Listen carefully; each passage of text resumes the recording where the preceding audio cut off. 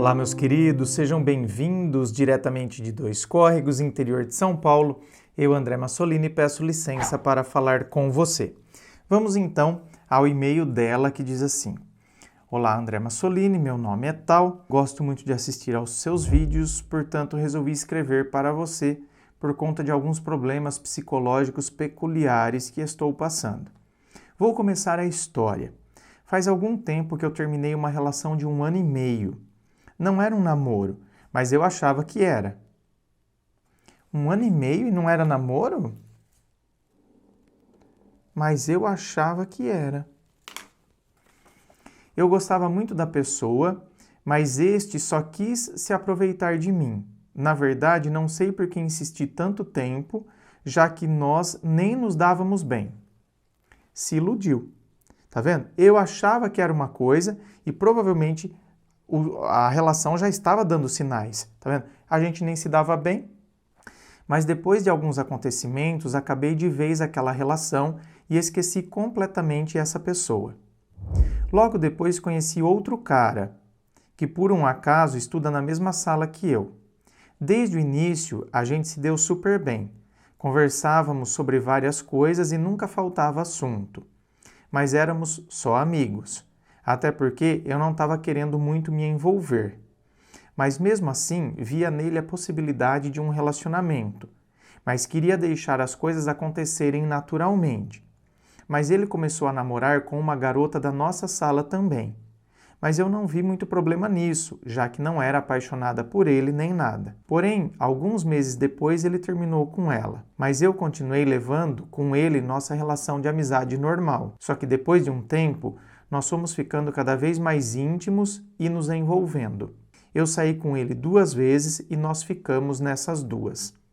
A questão é a seguinte: o meu relacionamento com aquela outra pessoa foi tão ruim e me fez tão mal que hoje eu comparo as minhas relações com a antiga.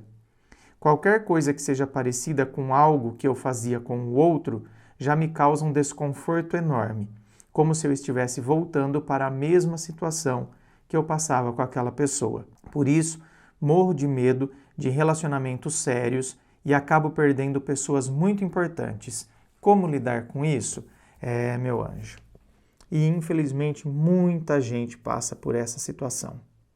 Muita gente às vezes desenvolve isso, você pelo menos tem consciência disso. E tem muita gente que não tem consciência disso. Não tem consciência de que quando começa um relacionamento, quando a coisa começa a se firmar, a pessoa perde o interesse. Ela perde o interesse, não quero mais, não sei o quê, e ela nem sabe muitas vezes que são processos inconscientes que estão regendo tudo isso. Que é aquele medo lá de trás de viver uma situação novamente. Então, por isso que quando a coisa caminha para algo mais sério, a pessoa perde o interesse, não estou mais nem aí, não quero, acho que não vai rolar, cai fora. E na cabeça dela, conscientemente, ela acha que ela realmente é uma pessoa, ela até começa a achar que ela é uma pessoa fútil. Que quando está rolando alguma coisa mais séria, que quando a pessoa realmente demonstra que quer algo mais sério, que quer namorar, por exemplo, aí ela para de gostar. Eu sou fútil, eu acho que eu sou assim mesmo, eu acho que eu sou uma pessoa que eu só gosto daquela fase inicial. Então, ela própria entra em crise com ela.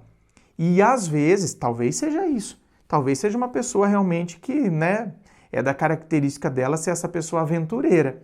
E talvez seja uma pessoa que, na verdade, desenvolve isso como um mecanismo de defesa. Para não se envolver, para não reproduzir o que viveu anteriormente. Então a pessoa acaba fazendo isso e caindo fora. Como resolver isso?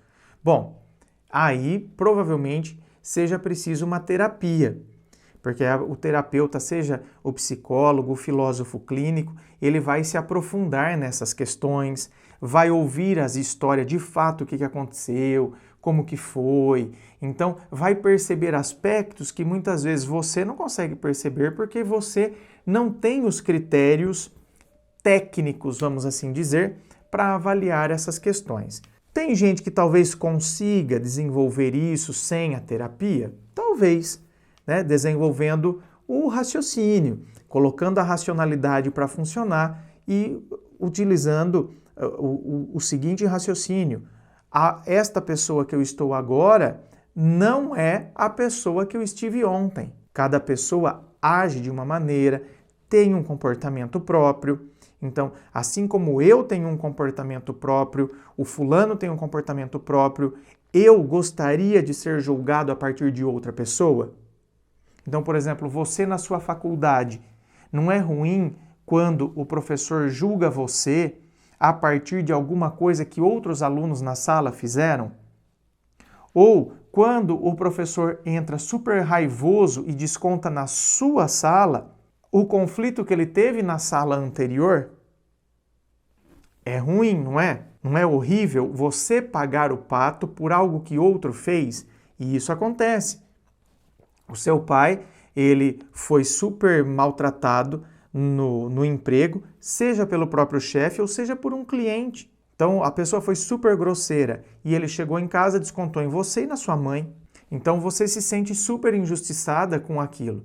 E às vezes é justamente isso que a gente está fazendo com as outras pessoas. Eu vivi uma relação ruim, aquela relação foi desse jeito, também por culpa minha, porque nós não nos dávamos bem, né? Eu fiquei 1 ano e meio e eu achava que nós éramos namorados. Não, eu achava. Significa que a pessoa nunca falou sobre isso. Nunca declaramos que nós éramos namorados.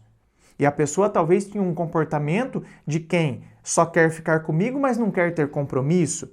Então, eu também não prestei atenção. Então, também foi culpa minha.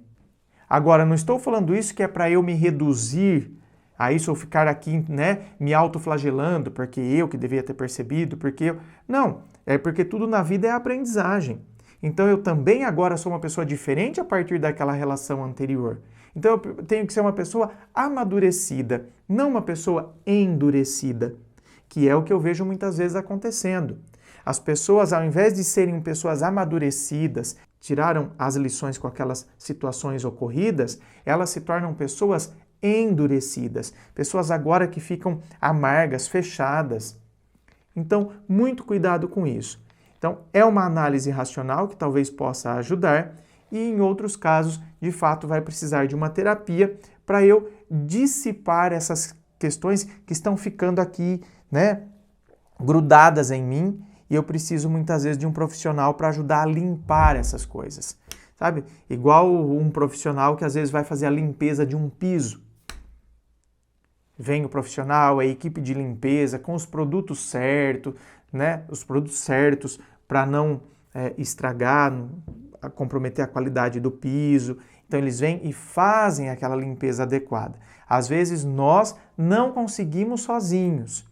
Tem algumas coisas que ficaram, igual a sujeira que está encruada ali naquele piso, tem algumas coisas que ficaram aqui, sabe? Grudadas em nós.